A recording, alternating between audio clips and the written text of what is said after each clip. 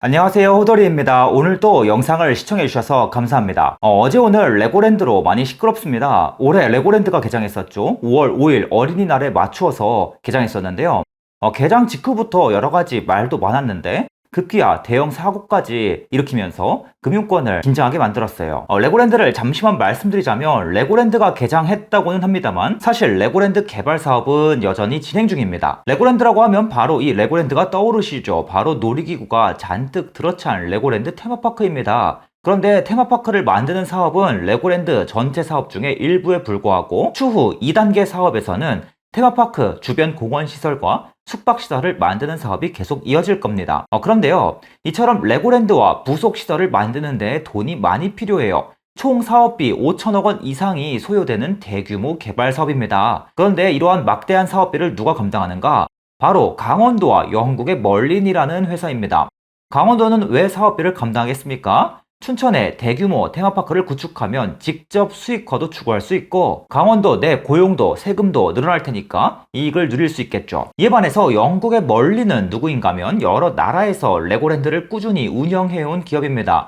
원래는 레고 그룹과는 별개의 회사였습니다만 2019년에 덴마크 레고 그룹의 지주사가 멀린을 공동 인수해서 테마파크 사업을 계속 확대하는 거예요. 근데 문제가 뭐겠습니까? 강원도와 멀린이 레고랜드를 짓고자 막대한 자금을 조달하는 과정에서 수많은 잡음이 생겨왔어요. 그러다가 강원도가 조달한 자금에서 문제가 터져버립니다.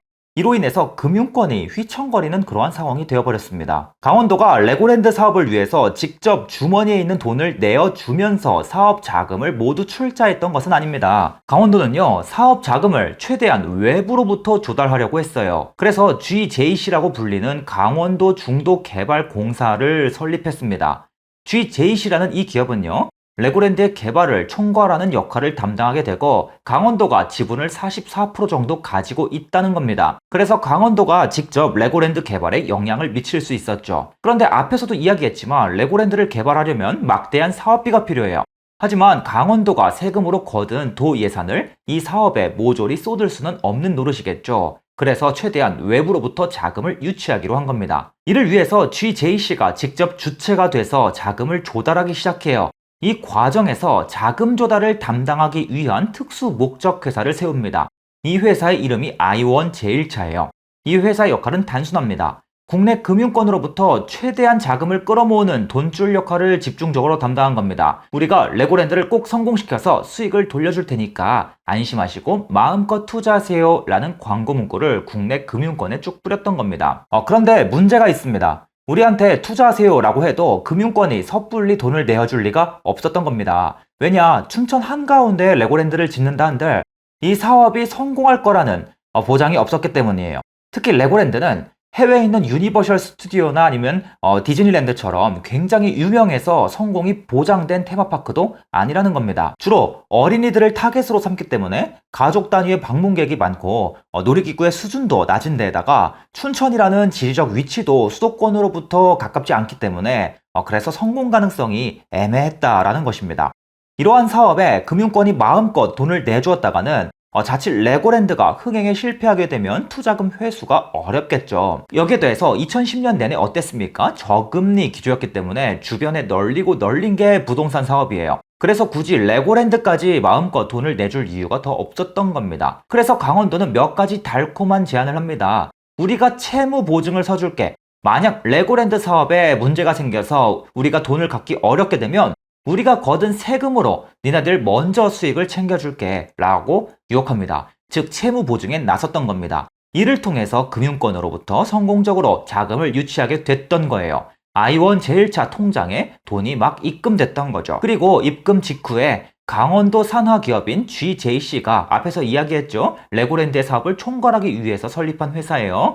그래서 GJC가 아이원 제일차에 모인 2140억 원을 빌려가서 즉 차입을 통해서 레고랜드 사업을 진행하게 된 겁니다. GJC는 레고랜드 사업을 총괄하는 회사이고요. 아이원 제일차는 자금 조달을 위한 임시 회사이기 때문에 통장의 역할만 하는 거예요. 그래서 GJC가 모두 빌려가서 레고랜드 사업을 펼친 뒤에 추후에 이를 아이원 제일차에 되갚아 입금시키면 다시 아이원 제일차가 투자자들에게 원금과 수익을 나눠주는 구조를 갖게 된 겁니다. 이후에 레고랜드 사업이 순조롭게 진행되는 것 같았어요. 이때 금융권으로부터 돈을 끌어왔잖아요. 어떤 기업들로부터 돈을 끌어왔는가 가만 보니까 신한투자증권, IBK투자증권, 대신증권, 삼성증권 같은 증권사 10곳과 국내 자산운용사가 돈을 댔다라는 겁니다. 그런데 9월 들어서 갑자기 문제가 생깁니다. 9월 29일은 이들 금융사가 투자한 금액을 회수하는 상환일이었습니다. 그런데 상환일 당일이 돼도 상환 소식이 없는 거예요. 결국 돈을 돌려주어야 할 I1 제1차가 부도 처리되어 버렸습니다. 결론부터 말씀드릴게요. 이건 아주 심각한 문제입니다. 보통 금융업종을 보시면 부동산 개발을 하는 과정에서 자금 조달 역할을 담당하는 특수 목적 법인이 부도 처리되는 경우는 생각보다 종종 발생합니다. 부도 자체가 굉장히 특이한 그런 문제는 아니에요. 그리고 금융사들이 투자한 금액이 그리 큰 금액도 사실 아니었습니다. 신한투자증권이 이 레고랜드 사업에 투자한 금액이 대략 500억 원이라고 알려져 있습니다. 근데 사실 500억 원 정도는 하늘에 증발해 버린다 해도 신한투자증권이 망할 정도의 금액까지는 아니라는 것입니다. 얼마 전에 오스템 임플란트도 무려 1880억 원이나 횡령당하고도 아직 멀쩡하다 못해서 주가까지 폭등했지 않습니까? 그런데 대체 왜 심각하다는 것이냐? 강원도가 보증을 섰기 때문입니다. 금융사가 투자금을 회수하기 어렵게 된다면 강원도가 대신 이를 지급해 부도를 막아주어야 합니다. 강원도는 우리나라 지방자치단체죠. 지방자치단체와 정부는 우리나라에서 가장 신뢰도가 높은 기관이고 돈을 빌려간 뒤에 떼먹는 일이 당연히 없을 것입니다. 그런데 강원도는 보증을 했음에도 불구하고 GJC를 부도 처리하는 도저히 납득하기 어려운 결정을 내린 겁니다. 즉 강원도의 채권이 디폴트된 것이죠. 그러자 여파가 본격화되었습니다. 흔히 지급 보증을 할 때 정부나 지방자치단체가 보증했다라는 뜻은 무조건 갚을 수 있다는 뜻과 다름없습니다. 정부나 지방자치단체가 망할 일은 없기 때문이죠. 그래서 국채와 지방채 투자는 가장 안전한 투자라고도 불립니다. 절대로 망할 일이 없을 투자라고들 이야기하는 이유도 설마 나라가 돈을 안 갚겠어? 설마 지방자치단체가 돈을 안 갚겠어? 라는 전제가 깔려있기 때문이에요. 실제로 강원도가 이번 지급보증에 나서준 덕에 이 발행한 유동화증권이 가장 안전한 등급인 A1 등급을 받았다라는 것입니다. I1 제1차라는 듣도 보지도 못한 신생 기업이 발행한 증권인데도 불구하고 강원도라는 든든한 지원군이 뒤에 있으니까 당연히 믿어 마땅한 신용이 최상인 그러한 등급을 받았다라는 것입니다. 그런데 강원도가 배째라는 식으로 나와버린 겁니다. 세계 최고 수준으로 안전하다던 채권이 디폴트된 거예요. 그러자 금융시장이 바로 반응합니다. 아니 지방자치단체가 보증을 섰는데도 못 받을 수가 있다고? 채권시장이 난리가 났습니다. 이번 레고랜드 말고도 지금까지 지방자치단체가 보증을 선 증권이 수도 없이 많은데 이들 증권이 하루아침에 신뢰도가 바닥까지 떨어져 버린 겁니다. 안 그래도 근래 채권시장이랑 PF시장이 안 좋아서 예민한 상황이었는데 레고랜드를 계기로 지방자치단체가 보증을 선 채권의 신뢰도가 확 떨어져 버리니까 바로 돈을 갚으라는 환매가 급증해 버렸습니다. 이러한 채권에 집중적으로 투자하는 채권 펀드에서 특히 환매가 되고 나왔고 일부는 사실상 환매가 불가능해서 투자자들에게 원금을 돌려줄 수 없다라는 그러한 찌라시까지 돌기 시작해요. 투자자의 환매가 요청되면 증권사나 은행은 투자자에게 원금을 바로 되돌려줘야겠죠. 그런데 원금을 되돌려주는데 이 돌려줄 현금이 항상 통장에 상시 있는 게 아니에요. 원금을 갚기 위해서 현금을 다시금 마련을 해야 합니다. 이를 위해서는 다른 상품을 내다 팔아야 한다는 것이죠. 그래서 시장에서 거래가 활발한 국채라든지 아니면 다른 회사채를 시장에 마구잡이로 매도하기 시작한 겁니다.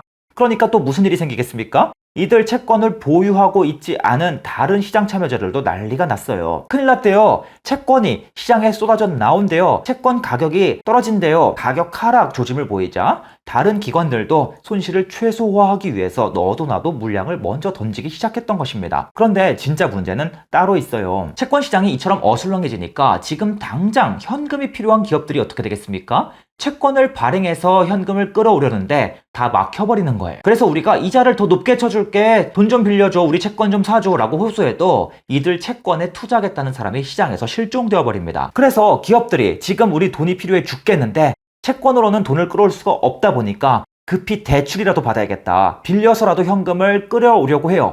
그런데 돈을 빌려줄 금융사들도 지금 채권 쪽에서 문제가 터져서 이거 지금 부실이 어디까지 갈지 파악도 안 되고 리스크 관리 때문에 정신없어 죽겠는데 혹여나 우리가 너네한테 지금 돈을 빌려줬다가는 또 예상치 못한 손실이 발생할 수도 있다. 그래서 선뜻 대출도 해주기 어렵다라는 것입니다. 특히 은행은요, 이미 국내 부동산 시장이 점점 안 좋아지니까 부실 우려가 계속해서 확대되어 왔거든요. 그래서 신규 PF, 이 PF는 쉽게 생각하시면 금융권의 자금 조달이라고 생각하셔도 무방합니다. 나중에 한번 상세히 얘기해 볼게요. 아무튼 최근에 은행이 부동산이 이제 부진하다 보니까 부동산으로의 PF를 중단하겠다. 왜? 부동산 부실이 커지니까 우리 함부로 돈을 못 건네주겠다. 큰일 난다. 안 그래도 이런 상황이 펼쳐지고 있었다라는 것입니다. 이제 어디 돈을 빌려주기 어렵다. 이런 상황이다 보니까 지금 돈이 필요한 기업들한테 선뜻 돈을 빌려주고 싶어도 안 돼. 이젠 정말 위험해. 그리고 또 문제가 있어. 은행도 이제는 빌려줄 현금이 점점 없는 거예요. 왜요? 우리가 돈을 빌려주려면 우리도 자체 채권을 발행해서, 즉 은행채를 발행해서 현금을 마련해서 돈을 빌려주는 경우가 굉장히 많은데 지금 채권 시장이 엉망이라니까. 그래서 우리 은행도 은행채 발행이 어려워. 그러다 보니까 우리도 이제 현금이 더 없어. 이런 상황이 펼쳐지게 되었다는 것입니다. 은행뿐만이 아닙니다. 증권사도 제2금융권도 마찬가지로 우리 지금 니네 돈 못 빌려줘. 돈 못 빌려주는 정도가 아니라 빌려준 것도 몽땅 다 회수하게 생겼어. 이제 회수하기 바빠 죽겠다라는 것입니다. 특히 증권사랑 제2금융권은 지난 몇 년 동안 계속해서 PF 사업을 확대해서 돈을 많이 벌어왔어요. 그런데 이제는 PF 쪽에서 문제가 터질 것 같으니까 이제는 완전히 가시밭길에 오른 꼴이나 다름이 없다라는 것입니다. 누가요? 제2금융권이랑 증권사들이요.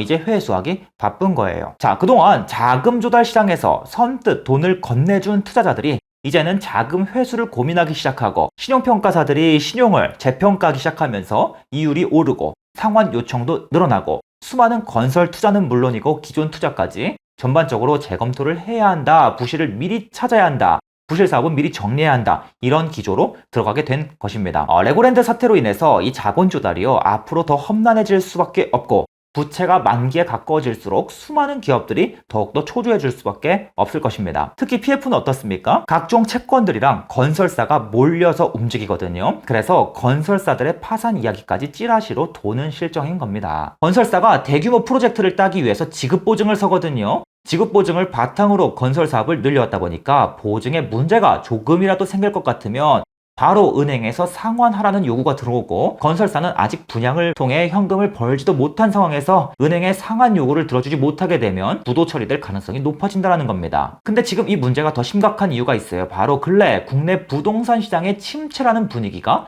같이 엮여있기 때문입니다. PF가 어려워지고 상환 요구가 늘어나고 조달 금리가 높아지게 되면 지급보증을 선 건설사들이 가장 먼저 문제가 돼요. 가뜩이나 부동산 침체가 이어지니까 분양이 어려워지잖아요. 미분양도 속출해 분양가도 마음껏 못 올려 그동안 펼쳐온 수많은 건설 사업에서 적자까지 감수해야 할 판에 레고랜드 사태로 자금 조달 시장 전반에 불신이 강해지다 보니까 도산 찌라시가 돌게 된 겁니다. 다행히 레고랜드 사태는 수습 국면으로 들어가게 됐어요. 하지만 관련 이슈는 지속될 것으로 보입니다.